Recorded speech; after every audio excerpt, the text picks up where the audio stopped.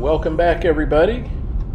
We are getting ready to pull into the Silver Spring State Park campground where we've got a 4-day stay planned, and we hope to do some kayaking while we're here, and we have our 14-year-old granddaughter accompanying us on this trip. Well, we are at Silver Spring State Park. We are camping and we are going kayaking today. We've got our granddaughter Rylan with us. And sorry for the way my hair looks. I left my brush at home, so it's not going to be a good week. It's not going to be a good hair week. But anyway, Tracy's over here reading the Bible. We've got the kayak all ready to go.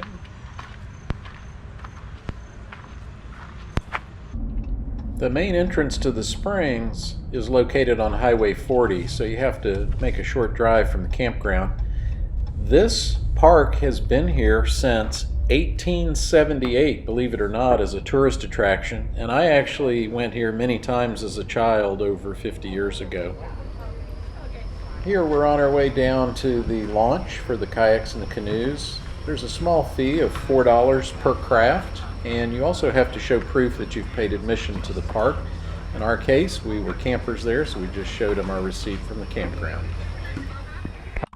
Because Rylan was with us, we had to rent a single kayak, and initially she was going to paddle it, but then she heard that there were alligators in the Silver River, so she decided that her grandmother would be better suited to paddle by herself, and she could be in the front of the kayak with me.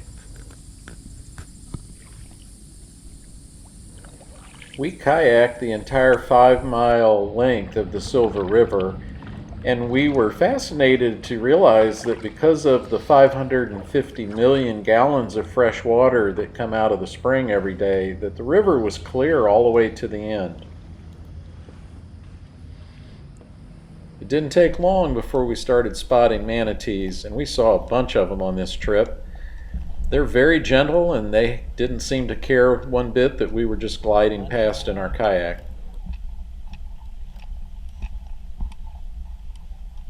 I really don't like going over the top of them, because they...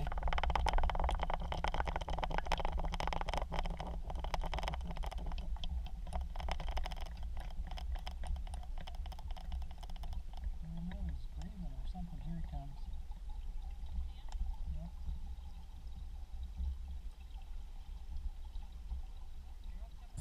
There was an abundance of wildlife on the river. We saw beautiful birds, turtles, huge fish, of course the manatees. We did see some gators, but unfortunately I didn't capture any of them on video.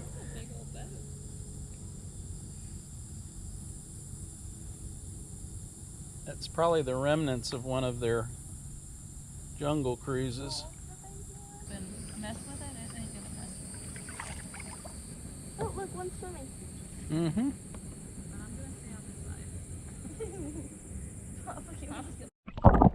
Many of the rivers in Florida have seen their aquatic plant life die off.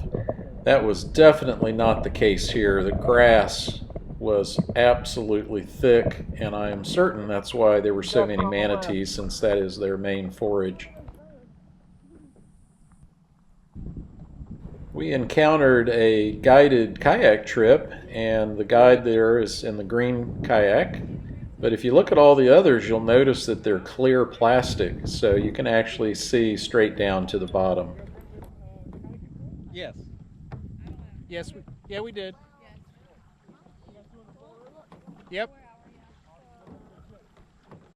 If you listen very closely, you can actually hear this manatee chewing as he eats the grass.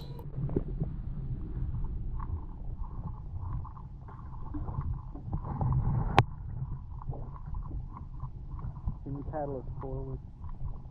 Even though the state has tried to protect the manatees with no wake zones and slow zones, unfortunately many of these manatees bear the scars from a collision with a powerboat. There, if you look at his tail, that's actually the scars that were left from the rotating propeller.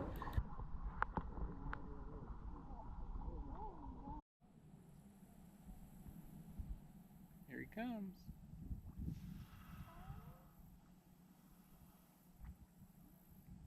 Did you hear that big deep inhale? Like I'm gonna go back, take another nap.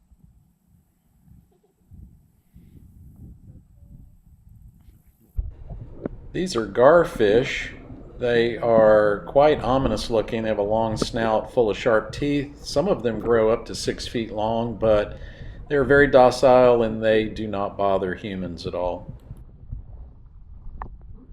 This next clip's pretty cool. I don't know where this manatee was headed, but unlike all of his friends that were just laying around eating, he seemed to be on his way somewhere.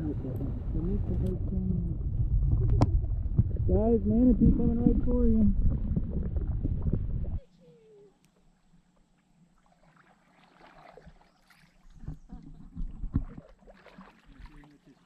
Yeah, keep paddling. Just paddle to his left. There you go. Oh my gosh, well if you ate that much, you'd poop a lot too. Be careful, there's a gator on your left. No, there's not. This fellow in the kayak was named Mike. I believe he was from Melbourne, Florida.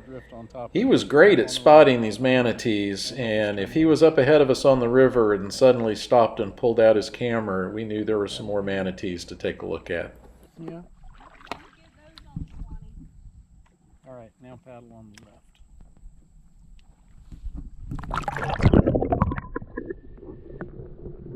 He sticks his head way down in the vegetation. Man, this is gonna make some good videos.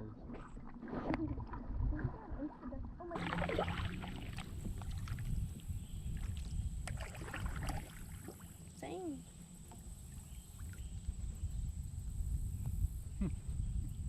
Walking on the.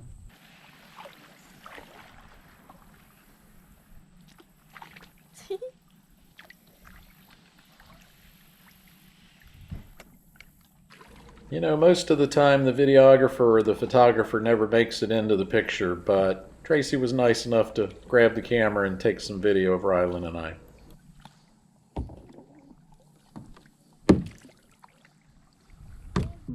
Now this shot was pretty fascinating. There were 4 manatees just sitting there. Seemed like they were maybe sleeping. Or get them when they come up to the surface.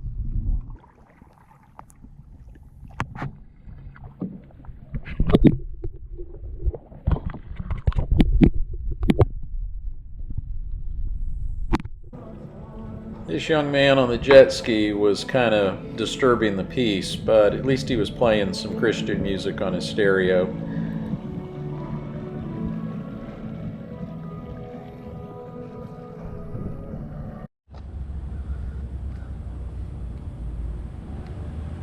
We're headed into the original tourist attraction where the glass bottom boats are. These boats have been in operation for over 100 years, and each one of them has a long rectangular glass panel in the bottom. You can kind of see it there. And so all the passengers sit around on bench seats that surround the glass, and as the boat operator drives around, you can see everything on the bottom. What is really not that nice to see? Well, there's like movie sets where they filmed like. The clear water of Silver Springs and the surrounding lush vegetation was also used for filming a variety of TV shows and movies, including the Tarzan series, The Yearling, Creature from the Black Lagoon, Thunderball, Moonraker, and the TV show Sea Hunt. This little museum had a variety of things that had been used in the filming of those different shows.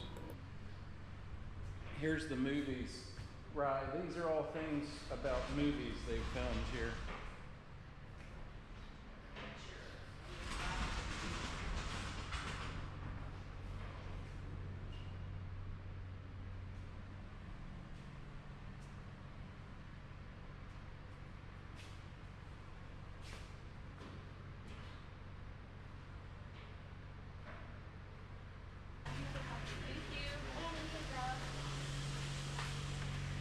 And right next door was a small display of all of the variety of wildlife that you can see in and around Silver Springs State Park.